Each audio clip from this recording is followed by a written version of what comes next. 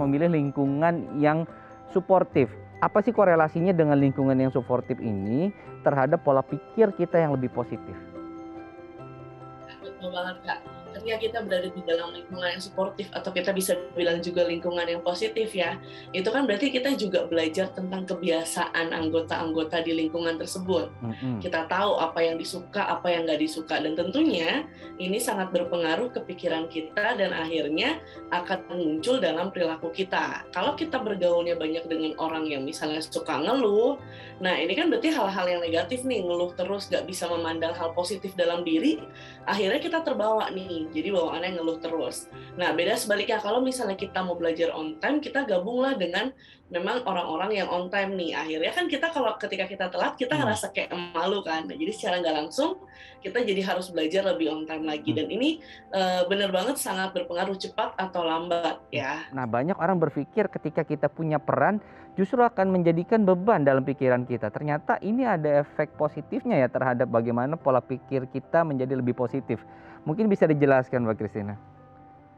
Ya betul, ketika kita mengambil tanggung jawab, itu kan berarti kita secara tidak langsung sudah menetapkan goal ya, atau menetapkan tujuan. Nah, ketika udah ada goal atau tujuan ini gitu, kita kan pasti termotivasi nih untuk mencapai goal atau tujuan tersebut gitu ya. Akhirnya kita rubah pola pikir kita gitu, kita rubah mindset kita. Akhirnya kita mulai nih misalnya menyusun rencana gimana caranya mencapai goal tersebut, dan tentunya ketika itu bisa kita jalankan gitu ya, itu akan memberikan dampak yang positif juga buat psikologi kita.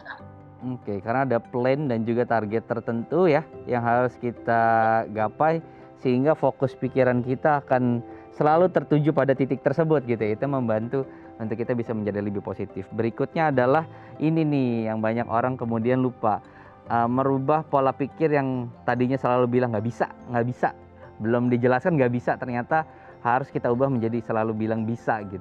Nah, apa korelasinya dengan mengubah mindset seperti ini terhadap pola pikir kita yang akan menjadi lebih positif? Ya, benar banget. Kadang tuh manusia terlalu mudah ya untuk melabelkan dirinya dengan hal-hal negatif. Contohnya gitu ya, aduh saya nggak bisa, aduh saya bodoh, saya nggak berguna, saya gagal. Dan pokoknya kalimat-kalimat negatif yang akhirnya cenderung menyalahkan diri sendiri. Nah, ini kita bisa rubah dengan istilah namanya positive self-talk. Jadi contoh nih ya, misalnya tadi saya bilang saya bodoh misalnya gitu. Kita bisa merubah dengan hal-hal dengan kata-kata atau kalimat yang lebih positif. Aku baru aja nih melakukan kesalahan, tapi aku akan coba memperbaikinya. Nah, ketika itu kan dua kalimat yang berbeda ya. Aku baru aja buat kesalahan, aku akan coba memperbaikinya.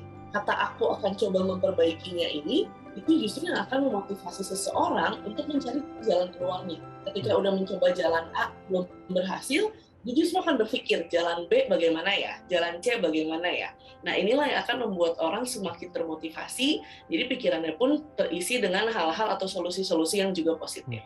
Sebenarnya dengan kita melihat ada sisi baiknya gitu ya, di balik dari kejadian yang mungkin tidak mengenakan, itu tuh sebenarnya kita lagi belajar untuk lebih realistis, Kak. Jadi memang kita menyadari bahwa segala sesuatu tuh ada sisi positif dan juga negatif. Tetapi yang menjadi pertanyaan di sini nggak semudah itu semua orang menerima hal negatif gitu ya. Nah, di sini yang perlu teman-teman atau kita tanamkan nih ya Kak, itu adalah nggak semua hal itu bisa kita kendalikan. Contohnya gitu ya, kalau perkataan orang lain, tindakan orang lain, itu adalah hal-hal yang tidak bisa kita kendalikan. Nah, yang bisa kita kendalikan, itulah yang kita coba. Contohnya apa? Perkataan kita, pikiran kita, tingkah laku kita. Nah, itu adalah hal-hal yang memang bisa kita kendalikan. Ketika pikiran kita kendalikan nih ya, kita coba deh bangun rasa percaya gitu ya, dan coba menikmati hal-hal kecil gitu ya, hal-hal baik meskipun itu hal-hal kecil. Nah, menikmati hal-hal kecil tersebut itu dapat membantu kita bisa melewati hal-hal buruk yang mungkin sudah terlewati, Kak. Jadi membangun semangat baru atau spirit baru. Baik, ternyata selain untuk pola pikir positif secara horizontal, vertikal juga penting ya. Seperti poin kita di nomor 5 ini adalah bersyukur gitu. Bagaimana kemudian cara kita bersyukur ini bisa membantu pola pikir kita menjadi lebih positif? Ya, betul banget. Nah, dengan bersyukur kita tuh bisa lihat apa sih yang sebenarnya kita miliki gitu ya. Apa yang memang sudah kita dapatkan, apa yang sudah kita raih. Nah, itu dapat membantu kita akhirnya kita bisa achieve lebih lagi. Karena apa? Karena kita udah bisa menghargai diri kita sendiri, kita udah bisa mencintai diri kita sendiri. Ketika akhirnya pola mindset positif inilah Mhm. terbentuk, akhirnya kita bisa mengatasi setiap kesulitan atau setiap masalah yang akan kita hadapi Mmm, ke depannya.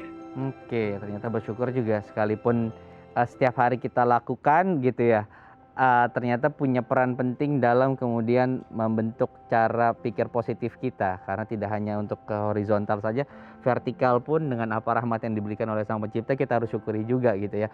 Terima kasih Mbak Christina sudah berbagi inspirasi hari ini, semoga bermanfaat untuk Iya. pemirsa Bincang Sehati. Salam sehat, selamat beraktivitas kembali.